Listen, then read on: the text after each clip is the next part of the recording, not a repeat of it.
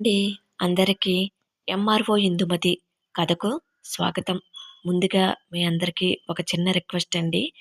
మన ఛానల్‌ని మొదటిసారి చూసినట్లయితే దయచేసి సబ్స్క్రైబ్ చేసుకొని ఎంకరేజ్ చేయగలరండి.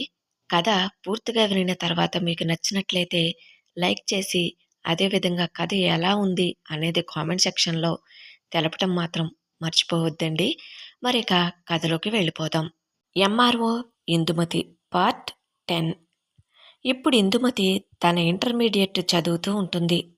అయితే వాళ్ళది చిన్న గ్రామం కాబట్టి ప్రక్క ఊరిలో ఉన్న ఒక ప్రభుత్వ కాలేజీలో జాయిన్ చేస్తాడు ఇందుమతి తండ్రి. ఇందుమతి ప్రతిరోజు ఆటోలో కాలేజీకి వెళ్ళి వస్తూ ఉంటుంది. ఆమె ఆశయం మాత్రం చెక్కు చెదరకుండా అలానే ఉంటుంది. ఆమె ఇప్పుడు మరింత పట్టుదలతో చదువుతూ ఉంటుంది. ఒకరోజు ఆదివారం కాబట్టి ఇందుమతి ఇంటి దగ్గరే ఉంటుంది. సత్యనారాయణకి కొంచెం ఒంట్లో నలతగా ఉండటం వలన పనికి వెళ్లకుండా అతడు కూడా ఇంట్లోనే ఉంటాడు. మధ్యాహ్నం 2 గంటలవుతూ ఉంటుంది. ఇందుమతి మరియు హరి గదిలో కూర్చుని చదువుకుంటూ ఉంటారు. భోజనాలు పూర్తయ్యాయి కాబట్టి ఇందుమతి తల్లి వంటగదిలో మిగిలిన పనులను చేసుకుంటూ ఉంటుంది. సత్యనారాయణ భోజనం చేసి విశ్రాంతి తీసుకుందామని అలా నడుము వాల్చి పడుకుంటాడు. ఇంతలో ఇంటి ముందు బైక్ వచ్చి ఆగిన శబ్దం వినిపిస్తుంది. ఆ బైక్ పై నుండి ముగ్గురు వ్యక్తులు దిగుతారు. వారు ఎవరో కాదు, సత్యనారాయణకి దూరపు బంధువు, అతనికి వరుసకు చెల్లెలవుతుంది. సత్యనారాయణ చెల్లెలతో పాటుగా ఆమె భర్త, కొడుకు కూడా వస్తారు. వచ్చిన వాళ్ళకి ఇందుమతి కుటుంబ వ్యవహారాలన్నీ బాగా తెలిసినవారే. వారిని చూడగానే మంచంపై పడుకుని ఉన్న సత్యనారాయణ వంటగది నుండి బయటకు వచ్చిన అతడి భార్య ఆశ్చర్యపోతారు. ఎప్పుడూ రానివారు ఉన్నట్టు ఉండి రావటం వారికి కొంచెం వింతగా అనిపిస్తుంది. అయినప్పటికీ వారిని సాదరంగా లోపలికి ఆహ్వానిస్తుంది ఇందుమతి తల్లి. వారందరూ కూర్చున్న తర్వాత, ఏంటమ్మా, ఎలా ఉన్నారు అని పలకరిస్తాడు సత్యనారాయణ. ఏముందన్నయ్య, అంతా మామూలే. పక్క ఊరు పని మీద వెళ్ళాం. ఎలాగూ దారిలోనేగా. అయినా చాలా రోజులయ్యింది మిమ్మల్ని చూసి, పలకరించిపోదామని వచ్చాం అంటుందామే. ఇంతలో ఇందుమతి తల్లి వచ్చిన వారికి టీతో పాటుగా వేడివేడి ఉల్లిపాయ పకోడీ తయారు చేసి ప్లేటుల్లో వేసుకుని వస్తుంది. గదిలో ఉండి చదువుకుంటున్న ఇందుమతి, హరి బయటకు వచ్చి నమస్కారం అత్తయ్య, మావయ్య అని పలకరిస్తారు. ఆ బావున్నాం పిల్లలు అంటూ ఆమె కూడా నవ్వుతూ బదులు చెబుతుంది. ఇందుమతి తిరిగి తన పుస్తకాలను తీసుకుని చదువుకోవటానికి గదిలోకి వెళ్తుంది. సత్యనారాయణ చెల్లెలు కళ్ళు ఇందుమతి వైపు పడతాయి. ఆమె చేతిలో ఉన్న పుస్తకాలను చూసి వారు ఒకరి ముఖాలు ఒకరు చూసుకుంటారు. వారి మౌనంలో ఏదో ఒక అసహనం ఉంటుంది. కొద్దిసేపటి తర్వాత వారి మాటల మధ్యలో ఆ బంధువుల సంభాషణ చదువు వైపు మళ్ళుతుంది. ఏం చెప్పమంటావన్నయ్యా, మీ మేనల్లుడికి పెళ్లి చేసిన పిల్ల ఏదో చదువుకుంది కదా, మా వ్యవసాయ పనుల కూలీల డబ్బులు, పద్దులు, లెక్కలు సరిచూడటంలో మా వాడికి సహాయంగా ఉంటుంది అనుకుంటే, ఎంతైనా చదువుకున్న పిల్ల కదా, ఆ తెలివితేటలను మా దగ్గర చూపిస్తుంది. భర్త మాటకు అసలు గౌరవించదు అంటే నమ్మవు సుమా అంటూ ఏదో చెప్పుకుంటూ వస్తుంది. అయినా మన ఇందు కూడా ఇంకా చదువుకుంటూనే ఉందా? అయితే రేపు పెళ్ళయ్యాక దాని అత్తవారింటి వాళ్లతో చివాట్లు తినటానికి సిద్ధంగా ఉండండి అని ఒక చిన్నపాటి వెటకారంతో అంటుంది. ఆ మాటలు వినిన సత్యనారాయణ చిరునవ్వుతో, అవునమ్మా చెల్లి, అయినా మన ఇందు అలా ప్రవర్తించదులే. తను బాగా చదువుకుంటుంది, ఇప్పుడు ఇంటర్మీడియట్ చదువుతుంది అని గర్వంగా చెబుతాడు. అంతే. సత్యనారాయణ మాటలు వినిన వాళ్ళు ఒకరి తర్వాత ఒకరు సూటిపోటి మాటలనటం ప్రారంభిస్తారు. సత్యనారాయణ చెల్లెలు భర్త, అయ్యో బావా, ఆడపిల్లలకు అంత చదువు దండుగ కదా. అసలే మనది మధ్యతరగతి కుటుంబం. నీకు ఉన్నది ఆ లారీ డ్రైవర్ పని తప్ప మరొక ఆధారం లేదు. నువ్వు సంపాదించినదంతా పిల్లల చదువులకే పోసేస్తుంటే రేపన్న మాట ఎలా అని నేరుగా అడుగుతాడు.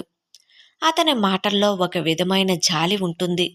కానీ అంతకు మించి అహంకారం స్పష్టంగా కనిపిస్తుంది. ఆ మాటలు వినిన సత్యనారాయణ ముఖం చిన్నపోతుంది. ఇందుమతి గదిలో నుండి ఈ మాటలన్నీ వింటూ ఉంటుంది. ఆమె గుండెల్లో ఏదో మంట మొదలైనట్లు అనిపిస్తుంది. ఇది ఇలా ఉండగా ఈసారి అతని చెల్లెలు అందుకుంటుంది. అవునన్నయ్య, పెళ్లి చేస్తే సరిపోతుంది కదా. అయినా బాగా చదువుకుంది కదా అని ఎక్కడి నుంచో వచ్చి పెళ్లి చేసుకుంటారా చెప్పు. పైగా చదువుకున్న ఆడపిల్లలు అసలు మాట వినరు. పెళ్లికి ముందు పెళ్లికి తర్వాత కూడా చాలా సమస్యలను తెచ్చి మన నెత్తిన పెడతారు అని మరింత విషయాన్ని చిమ్ముతుంది. ఆమె మాటల్లో ఆడపిల్లల చదువుల పట్ల ఉన్న అనాగరిక భావన స్పష్టంగా తెలుస్తుంది. చదువులని చెప్పి అనవసరంగా డబ్బులు దండగా. ఆడపిల్లలు ఎంత చదువుకున్నా చివరికి వంటగదికే కదా. ఇంటి పనులు చూసుకోవాలి, పిల్లలను పెంచుకోవాలి. అంత పెద్ద పెద్ద చదువులెందుకు? ఎంత ఖర్చు పెట్టి చదివించినా వచ్చిన వాడికి కట్నం అడగకుండా పెళ్లి చేసుకుంటాడా, లేక మనకి ఇవ్వటం తప్పుతుందా? దమే. అప్పుడు డబ్బులు ఎక్కడి నుంచి తెస్తావు బావా అని ఆమె భర్త దబాయించినట్లు మాట్లాడతాడు. ఈ మాటలు ఇందుమతి చెవుల్లో గంటల్లా మోగుతుంటాయి. ఆమె రెండు కళ్ళల్లో నీళ్లు తిరుగుతుంటాయి. కోపంతో ఆమె ముఖం ఎర్రబడుతుంది. బయట వరండాలో జరుగుతున్న సంభాషణను హరి కూడా వింటుంటాడు. అతనికి కూడా వచ్చిన బంధువులు మాట్లాడిన మాటలకు కోపం వస్తుంది. కానీ పెద్దవాళ్ళు మాట్లాడుతున్నారని మౌనంగా ఉండిపోతాడు. బంధువులు మాట్లాడిన మాటలను వినగానే ఇందుమతి తల్లికి కూడా కళ్ళల్లో నీళ్లు తిరుగుతాయి. కానీ ఆమె వెంటనే తనను తాను సంభాళించుకుంటుంది. మా ఇందు తెలివైన పిల్ల. ఆమెకు చదువుకోవాలనే కోరిక ఉంది. చదువు అనేది ఎప్పుడూ దండగ కాదు, అది ఒక ఆస్తి. ఆడపిల్లలకు చదువు లేకపోతే ఈ రోజుల్లో వాళ్ళు బయట ప్రపంచంలో ఎలా బ్రతుకుతారు? స్వతంత్రంగా తమ కాళ్లపై వాళ్ళు ఎలా నిలబడగలుగుతారు అని ధైర్యంగా సమాధానం చెబుతుంది ఇందుమతి తల్లి. ఆమె స్వరంలో ఒక తల్లి పట్టుదల, తన కూతురి భవిష్యత్తు పట్ల ఉన్న నమ్మకం స్పష్టంగా వినిపిస్తాయి. సత్యనారాయణ కూడా కలుగ చేసుకుని, మా పిల్లల విషయం మాకు తెలుసు. ఇందు కనే కళ నిజం చేసుకోవటానికి మేము ఎంత కష్టానికైనా సిద్ధంగా ఉన్నాం. మీరు మాకు సలహాలు ఇవ్వాల్సిన అవసరం లేదు అని మొహమాటం లేకుండా చెబుతాడు. అతని మాటల్లో ఒక తండ్రిగా తన కూతురి పట్ల ఉన్న నిబద్ధత మరియు బంధువుల అజ్ఞానం పట్ల ఒక విధమైన విసుగు స్పష్టంగా కనిపిస్తాయి. సత్యనారాయణ, అతడి భార్య ముక్త కంఠంతో తమ పిల్లల చదువు గురించి మాట్లాడేసరికి వచ్చిన వాళ్ళకి ఏం మాట్లాడాలో అర్థం కాక కొద్దిసేపు నిశ్శబ్దంగా ఉండిపోతారు. వారికి సమాధానం చెప్పటానికి మాటలు దొరకవు. ఆ తరువాత వాళ్ళు ఆ విషయం గురించి మాట్లాడలేదు. కానీ ఆ సంభాషణ ఆ బంధువుల మనసుల్లో ఒక లోతైన ముద్ర వేస్తుంది. గదిలో ఉండి ఈ సంభాషణ అంతా వింటున్న ఇందుమతి కళ్ళు నుండి నీళ్లు ధారగా కారుతాయి. ఆమె కోపం, బాధ, అవమానం అన్నీ ఒకేసారి ఉప్పొంగుతాయి. ఆడపిల్లలకు చదువు ఎందుకు? పెళ్లి చేసేస్తే సరిపోతుంది కదా, డబ్బులు దండగా. ఈ మాటలు ఇందుమతి గుండెలను తొలిచివేస్తాయి. వీళ్లకు చదువు విలువ తెలియదు. ఆడపిల్లలు కేవలం పెళ్లి చేసుకోవటానికే పుట్టారని అనుకుంటున్నారు అని ఆమె మనసులో తీవ్రంగా అనుకుంటుంది. కానీ ఆ బాధను మించి తన తల్లిదండ్రులు తన పక్షాన నిలబడి మాట్లాడిన మాటలు ఆమెకు మరింత ధైర్యాన్ని ఇస్తాయి. ఆ క్షణం ఇందుమతి తనలో తాను మళ్ళీ ఒక ప్రతిజ్ఞ పూనుకుంటుంది. ఈ బంధువులు, ఇలాంటి ఆలోచనలు ఉన్న సమాజం నా లక్ష్యాన్ని ఆపలేవు. నేను తప్పకుండా ప్రభుత్వ అధికారిని అవుతాను. ఆడపిల్లలకు చదువు ఎంత అవసరమో, వాళ్ళు ఎంత గొప్పగా ఎదగగలరో నా విజయం ద్వారా వీళ్ళందరికీ చూపిస్తాను. నా తల్లిదండ్రుల నమ్మకాన్ని, కష్టాన్ని వమ్ము కానివ్వను అనుకుంటుంది. ఆడపిల్లల చదువుపై బంధువుల సూటిపోటి మాటలు ఇందుమతి మనసులో ఒక బలమైన ముద్ర వేస్తాయి. తన తల్లిదండ్రులు ఆమె పక్షాన నిలబడటం ఆమెకు మరింత ధైర్యాన్ని ఇస్తుంది. బంధువులకు తమ మాటలు ఎంత ఇబ్బందికరంగా అనిపించాయో అర్థమవుతుంది. కానీ వారి పాతకాలపు ఆలోచనలు వారికి ఇప్పటికీ సరైనవిగానే అనిపిస్తాయి. ఇందుమతి తల్లిదండ్రులు సత్యనారాయణ, అతడి భార్య బంధువులు మొహమాటం లేకుండా మాట్లాడటంతో ఇంటి వాతావరణం కొంచెం నిశ్శబ్దంగా మారుతుంది. ఆ చదువుకి సంబంధించిన సంభాషణ అక్కడికి ఆగిపోతుంది. వాళ్ళకి ఇచ్చిన టీ, పకోడీ తీసుకుని తరువాత బంధువులు ఇక ఎక్కువసేపు అక్కడ ఉండటానికి ఇష్టపడలేదు. వచ్చిన ముగ్గురు ఒకరికి ఒకరు సైగ చేసుకుంటారు. సరే బావా, చెల్లమ్మ, మేమిక బయలుదేరుతాము అని సత్యనారాయణ చెల్లెలు భర్త మొహం మార్చుకుంటూ అంటాడు. అతని స్వరంలో వారికి వెళ్ళిపోవటానికి దారివ్వండి అన్నట్లుగానే ఉంటుంది. సరే వదినా, మళ్ళీ ఎప్పుడైనా వస్తాం అని అతని చెల్లెలు కొంచెం మూతి ముడుచుకుంటూ చెబుతుంది. ఆ మాటల్లోనూ ముఖంలోనూ అసంతృప్తి కొట్టచ్చున్నట్లు కనిపిస్తుంది. సత్యనారాయణ వాళ్ల వైపు నిశ్చయంగా చూస్తాడు.